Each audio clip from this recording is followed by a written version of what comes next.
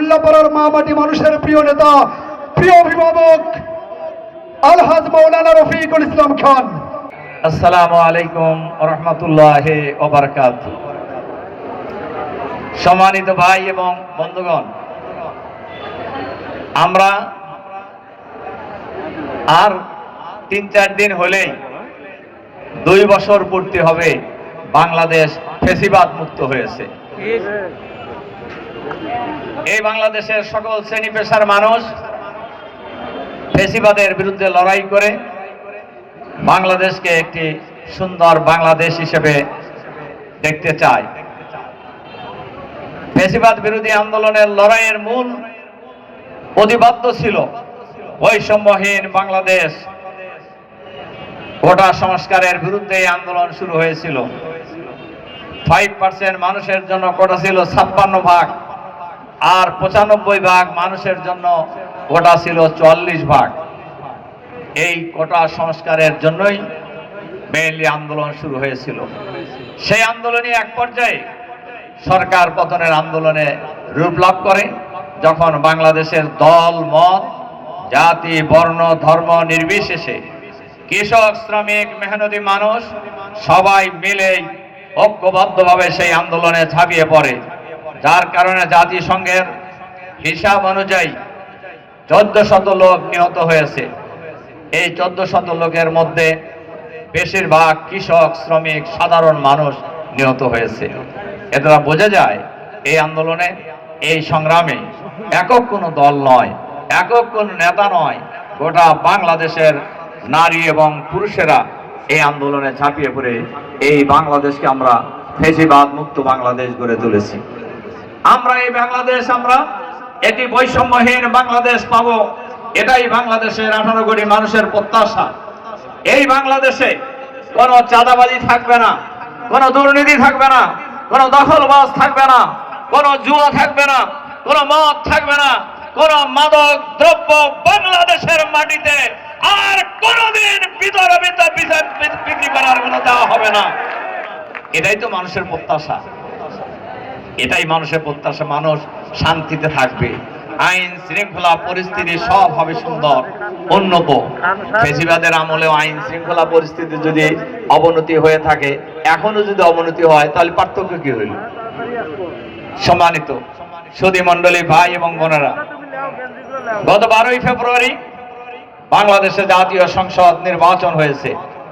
এই নির্বাচনে বিজয়ী হওয়ার পর এই গুলিস্তানে দাঁড়িয়ে বিরাট পাবলিক সমাবেশ করে আমি বলেছি, যারা আমাকে ভোট দিয়েছেন আমি তাদেরও এমপি, যারা আমাকে ভোট দেন নাই আমি তাদেরও এমপি।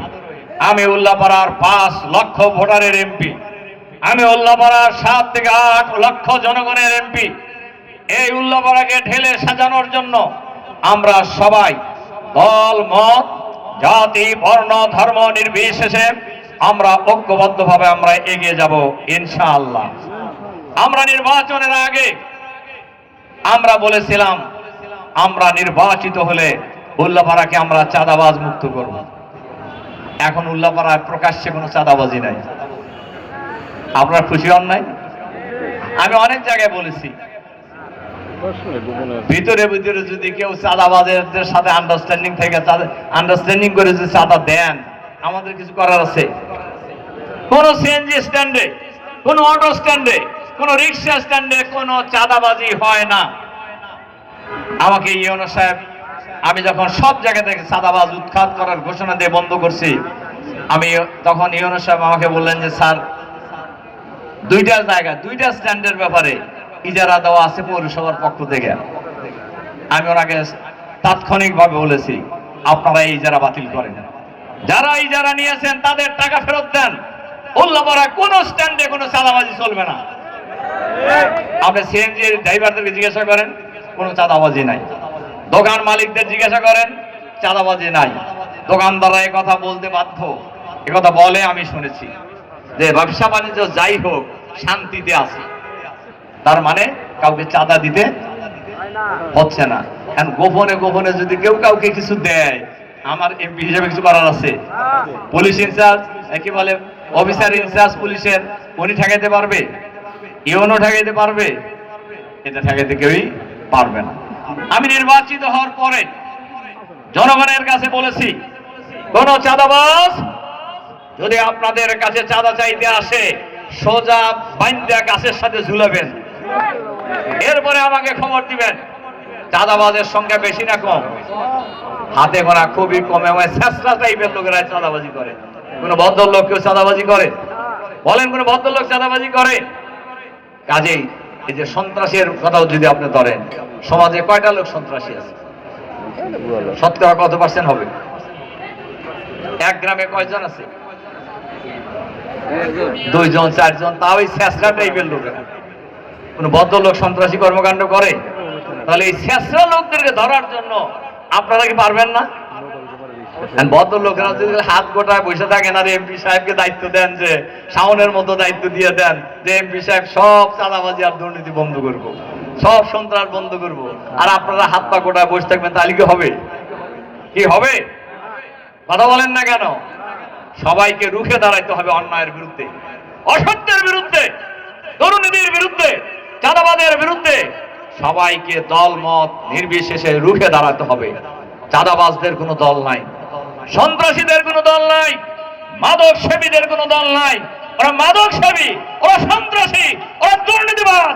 ওদের বিরুদ্ধে দল মত জাতি ধর্ম নির্বিশেষে ঐক্যবদ্ধভাবে প্রতিরোধ গড়ে তুলতে হবে, পাড়ায় পাড়ায়, মহল্লায় মহল্লায়, এলাকায় এলাকায়। আপনারা কি এটা পারবেন না? কারা প্রতিরোধ গড়ে তোলার জন্য রাজি আছেন? হাত তোলেন। কারা রাজি আছেন? মাশাআল্লাহ, সবাই রাজি আছি আমরা। সম্মানিত সুধী মণ্ডলী, ভাই এবং বোনেরা, আজকের প্রোগ্রাম হলো জুয়া এবং মাদকের বিরুদ্ধে। ওসি সাহেব বলছেন মাদক কিছুটা কমছে। মাদকের বিরুদ্ধে আমি পার্লামেন্টে কথা বলেছি, আপনারা শুনেছেন। মাদকের বিরুদ্ধে বর্তমান সরকার মাদক নিয়ন্ত্রণ আইনের নামে একটা আইন আনছে। আমরা এটার বিরোধিতা করছি। কেন বিরোধিতা করছি? আমরা বলছি মাদক নিয়ন্ত্রণ আইন নয়, মাদক নিষিদ্ধ আইন করতে হবে। মাদক একজন ব্যক্তির শত্রু, একটি পরিবারের শত্রু, একটি সমাজের শত্রু, একটি দেশের শত্রু।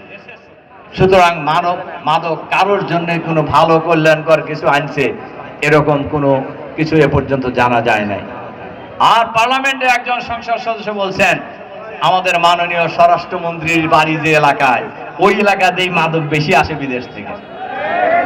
কাজে সবাইকে সোচ্চার হতে হবে।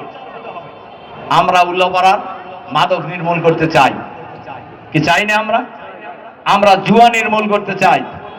ওসি সাহেব বলছেন জুয়া খেলে অনেক দূরে যায়। পুলিশের অফিসার ইনচার্জকে বলবো আপনি মাদক ব্যবসায়ীদের ধরেন, মাদক সরবরাহকারীদের ধরেন, মাদকের গডফাদারদেরকে ধরেন, তাহলেই মাদক নির্মূল করা যাবে। মাদকের বিরুদ্ধে আমরা দলমত সবাই আছি, জনগণ আছে। তাহলে কোন শক্তির ভয়ে মাদক বিরোধী অভিযান চালাতে পুলিশের বাধা আছে? আমার মনে হয় কোনো বাধা নেই। সম্মানিত ভাই এবং বোনেরা, রাস্তাঘাটের কথা বলছে আমাদের শাওন, সে তো বলতে থাকে তখন বলতেই থাকে। উল্লাপাড়ায় রাস্তা হলো 1600 কিলোমিটার। কত কিলোমিটার? ভালো করে শুনে যান সবাই। দেশ স্বাধীন হওয়ার পর, দেশ স্বাধীন হওয়ার আগে এই সব মিলা ভাঙ্গাচুরা সহ রাস্তা আছে এখন হলো 400 কিলোমিটার। আর বাকি আছে কয়শো কিলোমিটার? 1200 কিলোমিটার।